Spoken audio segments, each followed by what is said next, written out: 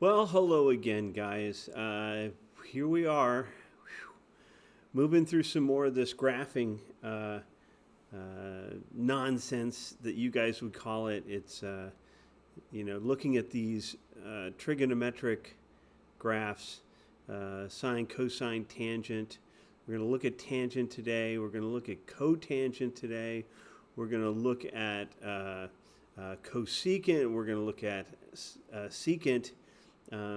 But mostly we're going to play with tangent functions and then talk about cotangent functions. And then we'll do a little bit of cosecant and secant. And then one more little piece of information which, will probably destroy your lives. But, not a huge ordeal. But I just want to go through one last thing and then I'll let you do your assignment. First thing I want to do is remind you of what the sine function looks like. It's this gray thing right here. This is the sine function, right? And it starts at the origin, right, and goes up, cuts back through, and that's one whole period right there, right? This from here to here, 2 pi is one whole period. So, hey, look, I see that the period of this sine function, sine x, is 2 pi. All right, well, I can stick that in there. Looking at the cosine function, really, remember, it starts at its max here of 1, and then comes down and bottoms out here at pi, and then comes right back up and it ends. And look at that. Its period also is from here to here, and that's 2 pi as well. So if we look at here, this is, 2 pi. And this dark blue thing, this new thing that we haven't seen yet, is the tangent function. And the tangent doesn't repeat, right? It doesn't repeat. It does repeat, but it starts over again, and our problem is, when we talk about the tangent, well, tangent is, remember, tangent, tan is sine over cosine, right? So if tan is sine over cosine and we're looking at the unit circle, there are points on the unit circle where we're undefined, at 90 degrees right here up at the top. Say this is the unit circle cuts around here. Woof, that was a bad drawing. Here, let me make a circle. Holy guacamole, that was horrible, wasn't it? Oh crap. Let me undo that. Sorry about that. Here we go. Let me make a circle. Here we go. Oh, yeah, circle. There it is. There's a circle. All right. And then, up here at 90 degrees, whoops, I'm doing it again. Ah! I'm falling apart, guys. All right. Let's get back to it. Way up here at 90 degrees, we have a coordinate pair of 0, 1, right? Our coordinate pair is 0, 1. And remember, sine is the y, and cosine is the x. Well, if that's the way it is with our coordinate pairs, then up here at 90 degrees, or at pi over 4, or pi over 2 radians, look at that. Hey, there's a vertical asymptote. Why? Because 1 over 0 doesn't exist. We can't divide by 0, right? If you ask Siri tells you all about dividing by 0 by talking about Cookie Monster. I say in class you can't divide by 0 because we are not gods and we cannot cut things into 0 pieces. So it's going to have asymptotes, right? At pi over 2, that's 90 degrees. 3 pi over 2, that's 270 degrees, etc., etc. So we have it. There it is. There are asymptotes. And so it changes our domain and range for comparing tangent. But we also see one strange thing, right? It has a period. If we look here, let's go ahead and look over here. There's a period from negative pi over 2 to pi over 2. And that's just 1 pi. So its period is half that of the sine and cosine functions. And if you look, you see this whole sine function goes here, and you basically have a whole tangent function in there, or 2 whole tangent functions in there. If you break this half off and stick it back over here and shift it over, etc., etc. It's easier to look over here where they're showing the cosine function. If you imagine this were a sine function that's been shifted over, then you can see that one whole period of this is 2 tangent functions. Okay, so let's move on. Let's talk about domain and range. Domain of a sine function, just like everything, is obviously negative infinity to positive infinity. It goes on and on and on. And same thing with cosine function. Negative infinity, sorry about that, infinity to positive infinity. Well, tangent is sort of the same, right? It's still continuous, except for the fact that it has some asymptotes where the graph can't exist, right? So we have to say that we have to account for those asymptotes. So we say except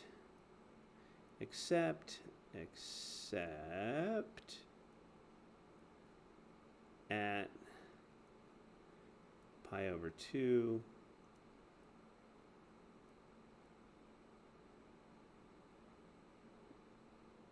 and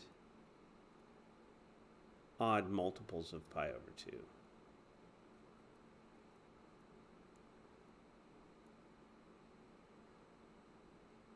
Of pi over 2.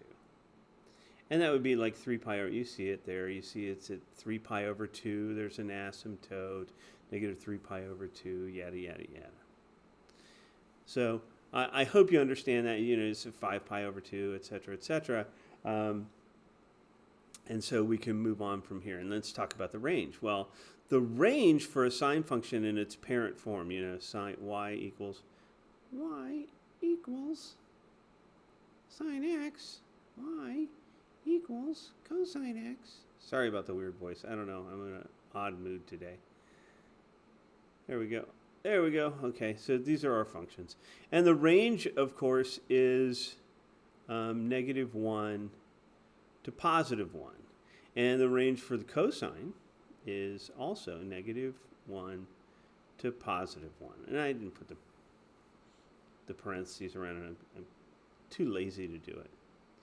The problem with this is when you're looking at the tangent function, its range, look at that, its range is infinite. Because of those asymptotes, it's infinite. So again, we are here at negative infinity to positive infinity. Ta-da! And so we've done our comparison, and we've seen how to do this. The thing to remember, though, the cool thing to remember, though, is when we're trying to figure out what's going on, we gotta remember that when we're looking for a period, remember, we use 2 pi for sine and cosine, and we use pi, and I guess I'll use a brighter color over that, and use pi for a tangent function and its reciprocal functions. Okay, so I'm going to move on. I hope you can handle that. By the way, this is going to be a very, very long lesson. So I just need you to relax with me, and we'll keep going through this. This is just sort of a repeat of what we do, right? It has discontinuity at these asymptotes. Odd function, we don't really need to know about that.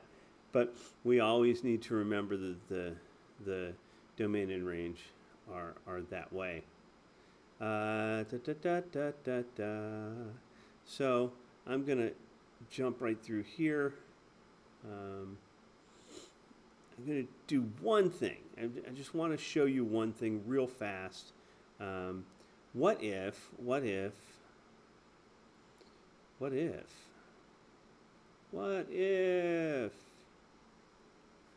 we're talking about negative tan x? Okay, so I'm just going to go ahead and draw it. I'm going to use a much easier color to see on there. I'm going to go ahead and use the black. All we're really doing is everything remains the same except the direction is different. So please pardon me while I try to draw this. It's not so bad. I've drawn worse, right? And we would do the same thing. So, woo.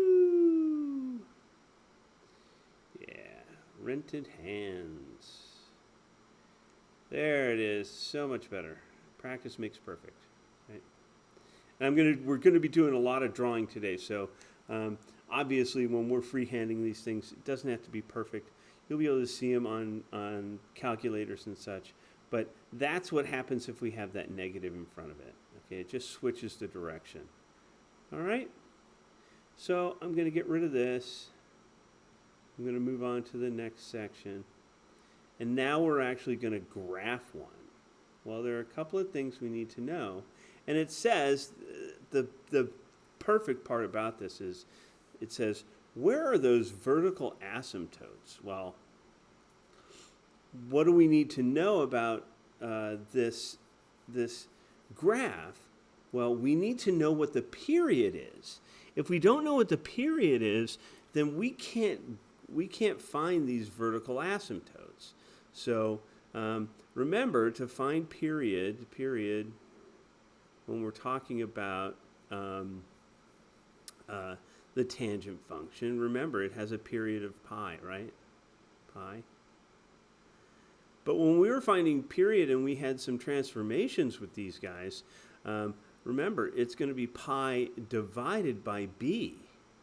So period is pi divided by b. If we were talking about sine or cosine, we would say 2 pi divided by b. But when we're talking about tangent, we're talking about pi divided by b. So tangent period is pi divided by b. I guess I'll write over here in the netherworld sine and cosine period equals 2 pi over b. And I'm sorry about the equal sign. It doesn't look very good, but you get the idea, right? So let's go ahead and find the period for this guy here. And I'll go back to, I guess I can use a different color for this. I'll say, let's find the period. Well, the period is pi divided by 4. Well, that's super simple, right? It's just cut into pieces. And what that means is that there are more repetitions within the period of this tangent function. It means, we cut it into 4 pieces. So when we break this up, I want you to start thinking ahead. Right? I want you to start thinking ahead. This tangent function, it splits, it's going to go down this way and it's going to go up this way, right? That's what tangent does, right? And so half of it is on the positive side and half of it's on the negative side. And I'm going to dump that for a minute. But we know it crosses through the origin. So I want to cut this in half so that I can find where those asymptotes are. And if I cut this in half, half of a fourth is an eighth. So if I go pi over 8, and 2 pi over 8, which is pi over 4. And then 3 pi over 8. Can you see that? I may change this color. And I'll just do one more. 4 pi over 8, which is 2 pi over 4, which is pi over 2. And we'll do the same thing. It goes the same way in the opposite direction. But the cool thing about this is watch what happens. This would be like in on the other graph, the original graph, there would be just one graph with an asymptote here and an asymptote here, right? No, I didn't finish that. I said it was pi over 2.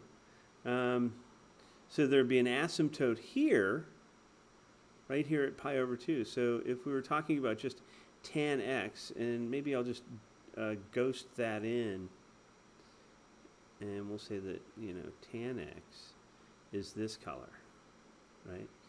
And we'd say that those asymptotes would be here.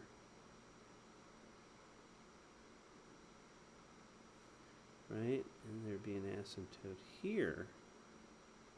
Remember, you saw that on the last one, and it just sort of cut through here, right? And that's what it looked like. Well, this is completely different.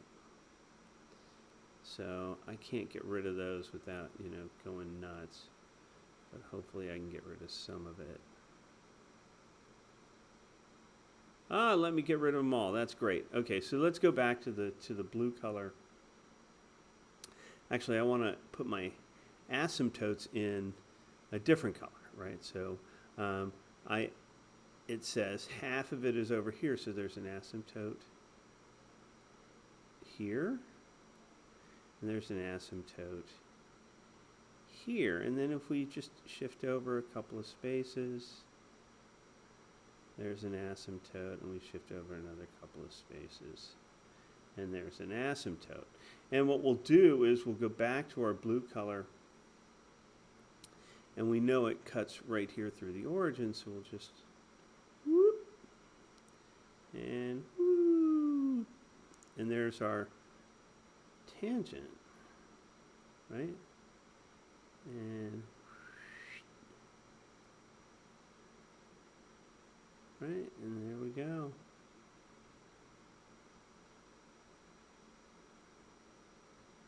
And I know this marker function gets to be a little funky, but there it is. That's how you draw it. What I want to do is what happens if it gets, you know, spread out a little bit. This is just going to widen this whole thing a little bit.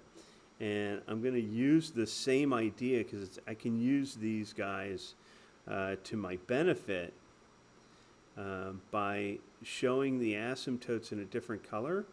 But I want to find the period, and the period is going to be, B here is going to be 1/2, right? It's 1 over 2. So my period here for this one, and let's use something really bold that we can actually see. I think we'll be able to see this one. So my period, which is, you know, pi divided by 1/2. Divided by 1/2, well, if you divide by 1/2, you multiply by its reciprocal. So actually our period is 2 pi. So our period is 2 pi. And I'm going to have to continue this, right? So I'm really stuck here. So if I kept going,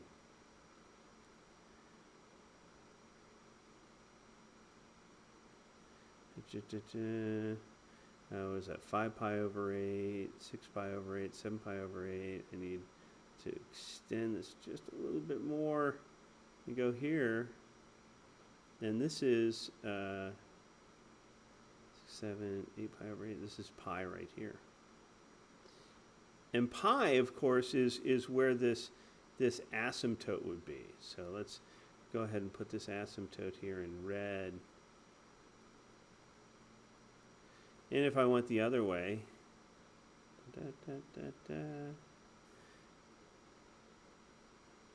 1, 2, 3, and 4, and I grab that red again, and I put my asymptote here.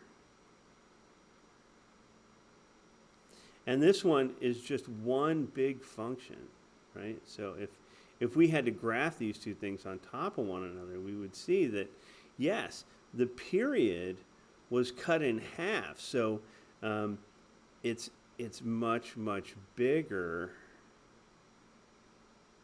right? So it would start stretching out that way, and it would die down. So look at that. We multiplied it by 4, so, we multiplied it by 4 here, and there are a lot more repetitions of it, but then we divided it by 2, means there are fewer repetitions of this function. So I hope that makes sense. When you cut up the period into pieces, you have fewer pieces within that time frame. And when we're talking about simple harmonic motion, which we'll get to at the very end, it's a very physics-driven idea. We're talking about revolutions over time, right? We're talking about frequency, and we're talking about period. We're going to be talking about wavelength. We're going to be talking about all that fun stuff in physics when you finally get to it. When you cut that period in half, that means it takes longer to get one whole repetition in there, one whole wave to happen. But if you multiply the number of periods there are in that one time slice, now you have a whole bunch of them. So it says you have 4 of them in that 1 pi period, and you only have half of one in a 1 pi period. Look, there's only half of a whole tangent curve in that 1 pi section. So you have to go back another negative pi to see the other half of that one repetition. So that's where this comes into play. This is a very physics-driven idea. And that's what pre-calculus and calculus are all about. So we'll move on to the next section, and we're going to graph one with a little bit of a shift. The good news about this one is that nothing really bad has been done to this, except it's been shifted over. It's been shifted to the left, right? Because it's addition. It's been shifted to the left. I hope I got that right. It's been shifted to the left, pi over 2 radians. But it's been multiplied, so there are a bunch of repetitions, right? There are 2 repetitions in that pi, right? We'll talk about the period. So period is equal to pi divided by b, and b is 2. That's that number in front of the x. So pi over 2. Well, looky there. It's been shifted over one whole period, basically. And so when we cut it down to size, remember, if it were just tan 2x, we would start here at the origin. Okay? But we're not going to. And it would split pi over 4. Actually, I want to move that over a little bit because I want to be able to have space so we can actually see what we're doing. Pi over 4, pi over 2, 3 pi over 4, and we'll call that pi, right? So we'll call this pi. We'll call this pi over 2. And I'll do the same thing over here. Negative pi over 4, negative pi over 2, negative 3 pi over 4, and negative pi. And so we're going to put in our asymptotes really right there at our splits, right?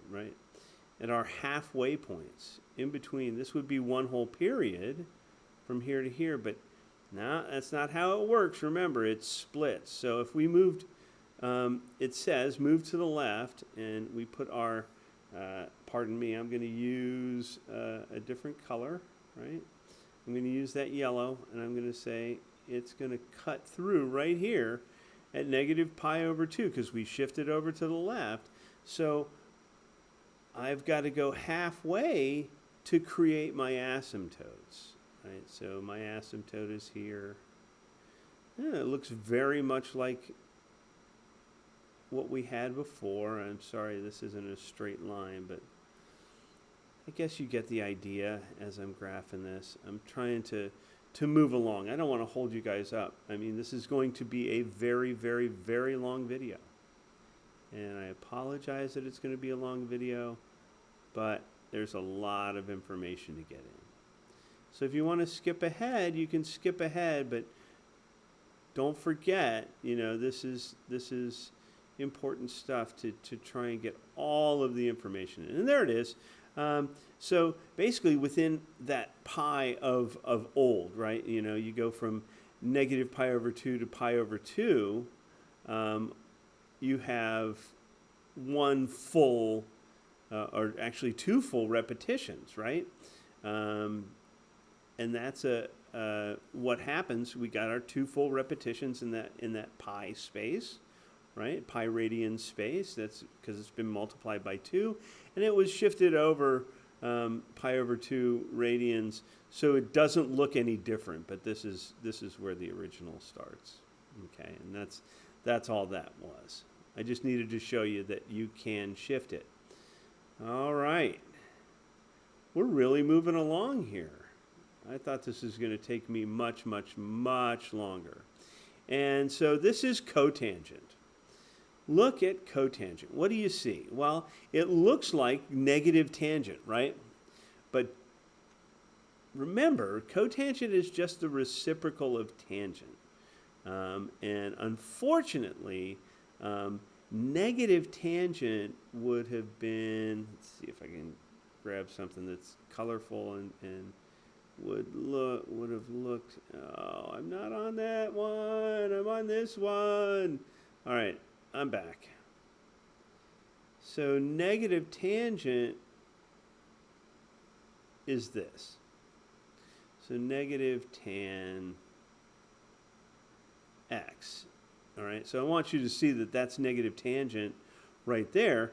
It's sort of just been shifted over pi over 2, right? It's shifted over pi over 2. It just starts at the origin. So its asymptotes are at 0. Its asymptote is at pi. It has a 2 pi. Every pi, there's an asymptote, all right? So that's the cool thing. So we know that every pi radians, there's going to be an asymptote for our cotangent function. The cool thing about it is it looks like negative tangent, so it's easy to graph. That's the reason I drew the negative tan x. It's easy to graph it because it looks like that. The range is the same. The domain is, you know, pretty much the same, just shifted over when we have our asymptotes, right, blocking the way.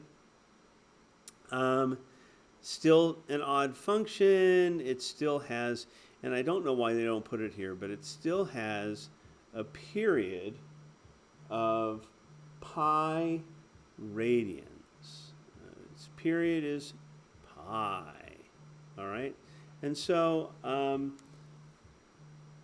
I just wanted you to see that so that I could move on and we could go ahead and graph one. All right? So I hope that this is pretty much understandable, and I'm going to move on. I need to actually shift this so that I can get to these other screens. I have about 4 other screens that I need to get to. 3 other screens. So guys, we're pretty much done. We're getting real close to it. Awesome. This just says locate the vertical asymptotes and sketch the graph of y equals cotangent x divided by 3. So remember, when we divide by 3, we stretch it out horizontally. We have fewer repetitions within that 1 second period, or one second of time.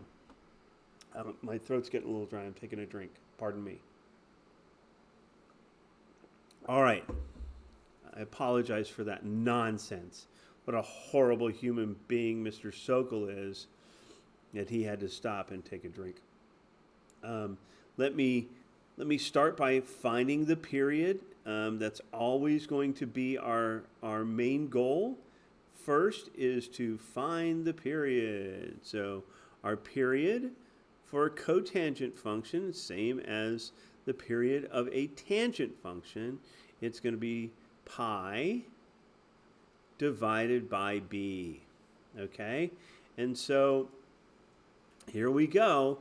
The period is pi divided by a third, which is actually pi divided by 1/3, which is equal to 3 pi.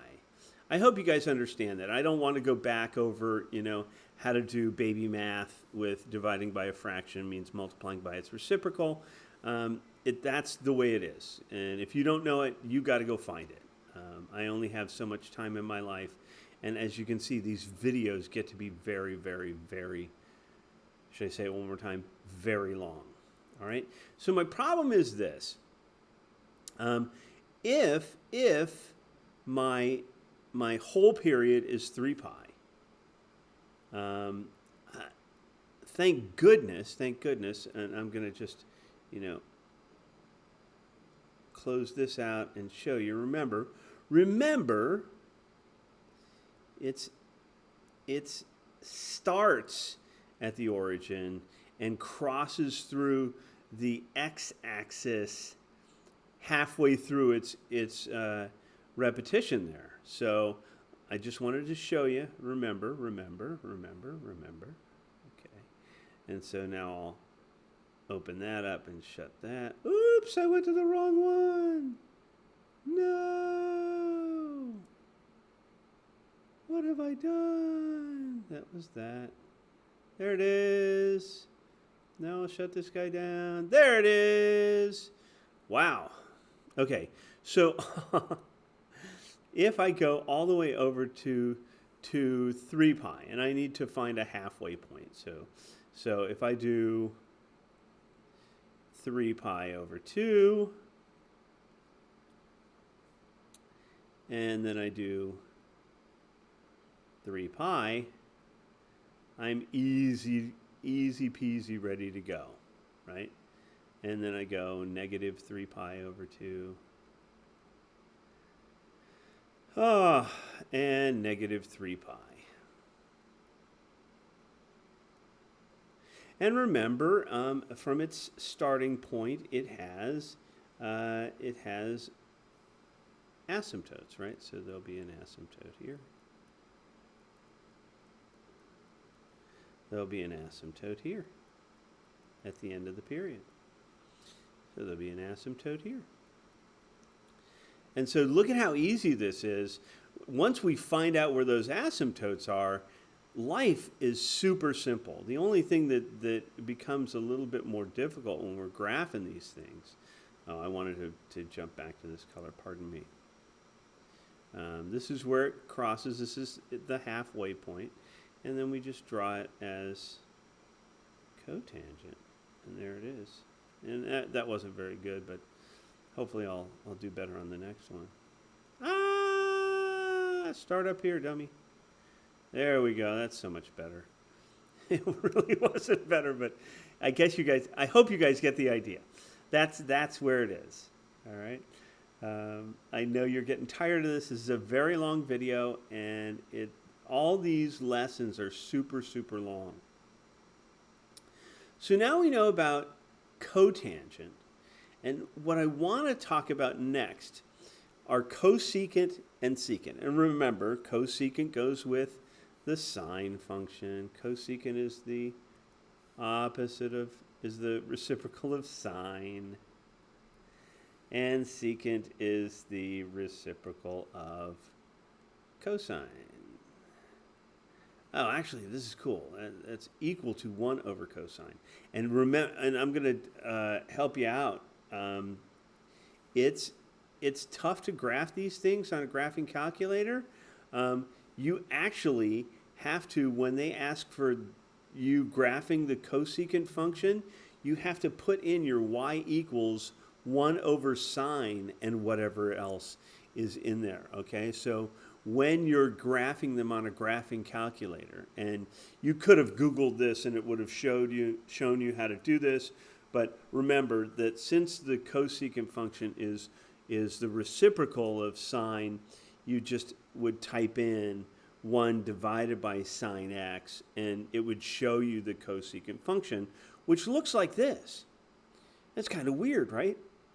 But if you look at it, I'm just going to sketch in the sine function as best I can. Ah!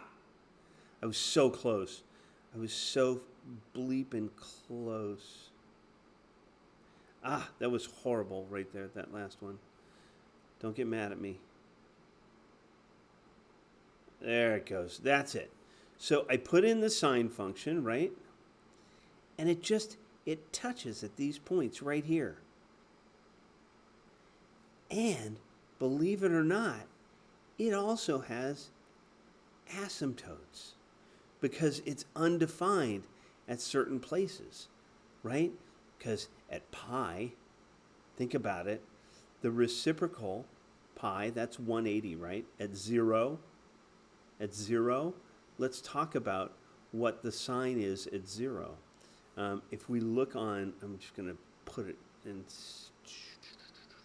I'm going to stick a circle right here. I'm going to put a dark circle right here. And I apologize for covering all this crap.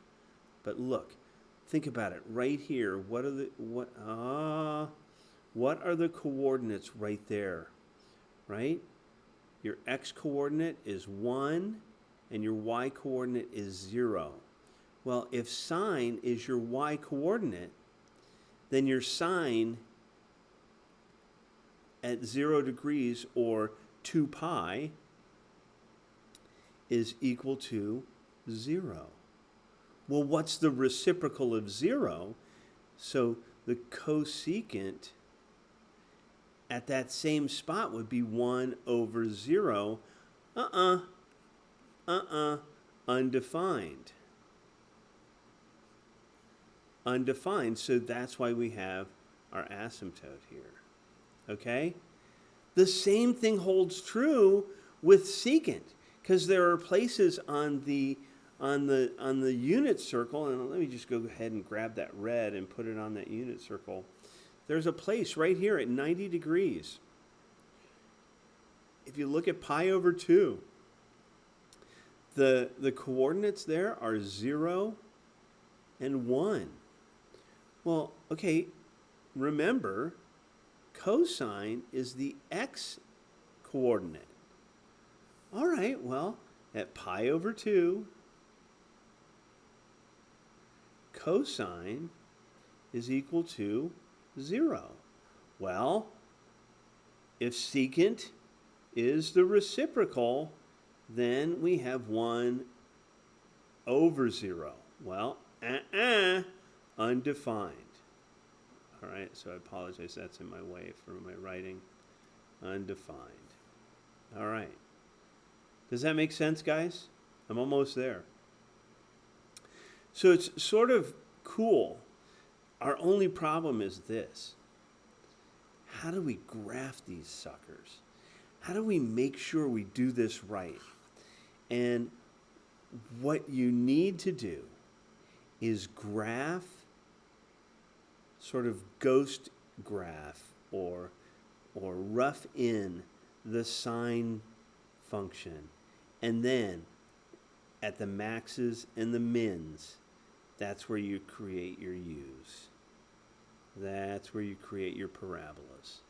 Okay, and they're not real parabolas because they do go on forever, but they do have asymptotes. So their domain is not infinite. Anyway, Sokol, you're talking too much. Move on. Show us the example. There it is, and all I'm going to do right now, for the time being.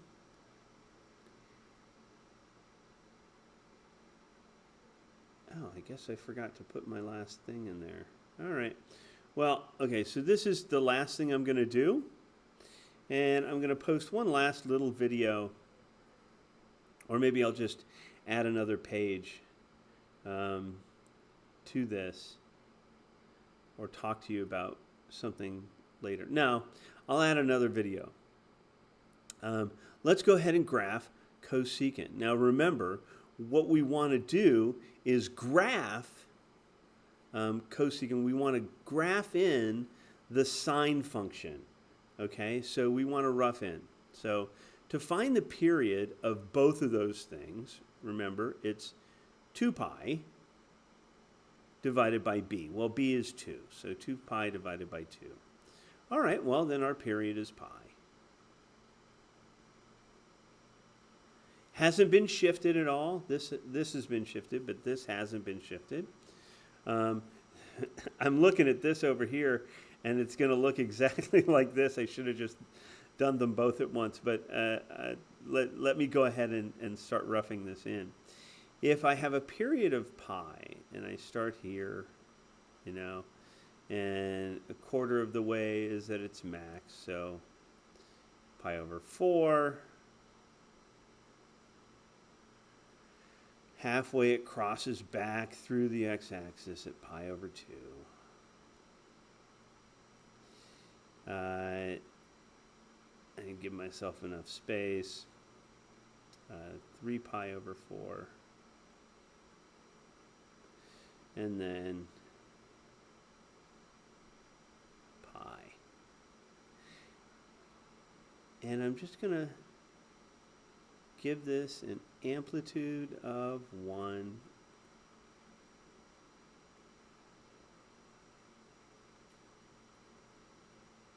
So it maxes out here, comes back down here, mins out here, and then comes back here. So I'm going to rough this in. There we go. Now, the cool thing about this is, remember, I'm going to go back. I'm going to show you this real quick. Remember, look at how we have it with our cosecant here. We have asymptotes at the origin, and then halfway through, right? Every time the sine function would touch the origin is where we have an asymptote. So, every time it touches 0, we have an asymptote. So there's an asymptote here, there's an asymptote here, and there's an asymptote here. And wherever there's a max, that's where they connect. They connect right there. And then we just have a wonderful little U. Pretty cool, right? And there's our min. And then they just whoop, connect. All right, so there we go. That's cosecant 2x. And just remember, you got to find the period and all that fun stuff. So we'll move to this last one, and then I guess we'll be done. Aren't you guys excited that we're almost finished? So step 1, find the period. Well, the period, thank God, is 2 pi. And there's nothing, it's not being multiplied or divided by anything, right? This is just a shift. So the whole sucker's going to be shifted over to the left pi. And the reason I made such a big deal about it is that when it's shifted over pi, it's shifted over halfway. Well, halfway is going to mean that it looks exactly like a sine wave, right? Because if I go back, I'm going to go pi and 2 pi and pi and 2 pi. And that's one whole revolution there, right?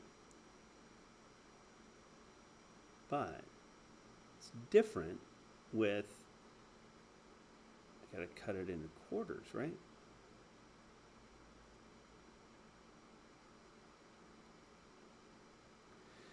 Now, this has been shifted over pi. So here's my 1, here's my 1. So if I just wanted to graph this, graph the cosine function, I would be maxed out here at negative pi, because it's been shifted to the left pi radians. I would cross the x-axis right there. I would bottom out here. I would cross the x-axis here, and I would get back up here and continue on and continue on. All right, so I'm doing it this way just to show you what that rough is going to look like. So it swoops back up. It swoops back down. Swoops back up and swoops back down. Okay, and so you notice that it's been shifted from here to here, backward that way, pi radians, right? So you see that. You see that. And I'm going to get rid of that because it's just a bunch of junk in my way right now. Put that back in. That's my rough. And I know I drew it full in there. I don't know why. I guess because I'm a dork. But it is what it is. Now, remember, every time a sine or cosine function crosses the x-axis, you get an asymptote. Remember. And I want to show you something momentarily. Remember that pi over 2, idea. That's what these are, right? But this has been shifted over. So there are our asymptotes. And if I want to rough in those u's, I just find my high point and I make a u. Find my low point, make a u. Sorry, I'm just not perfect when I'm drawing these things. But I hope you're getting the idea. And that's it. That's how you graph these things. And I know this was a very, very long video, but it's necessary. I'm going to do one more quick little video a little bit later to tell you about another physics idea of dampening where you have a function, you're going to be multiplying by a function that shows some friction and how that wave gets dampened down. Mostly, you're going to see it when you graph it. And I'm going to try and rough graph some of these, and it's going to be annoying. But what I'll do is show you the dampening graph, which is linear, right? And then I'll try and rough in the other graph besides. I don't want you to have to do any of the heavy-duty calculations for it. We'll talk later when you guys come back, if I have time, about how to write out the equations for that.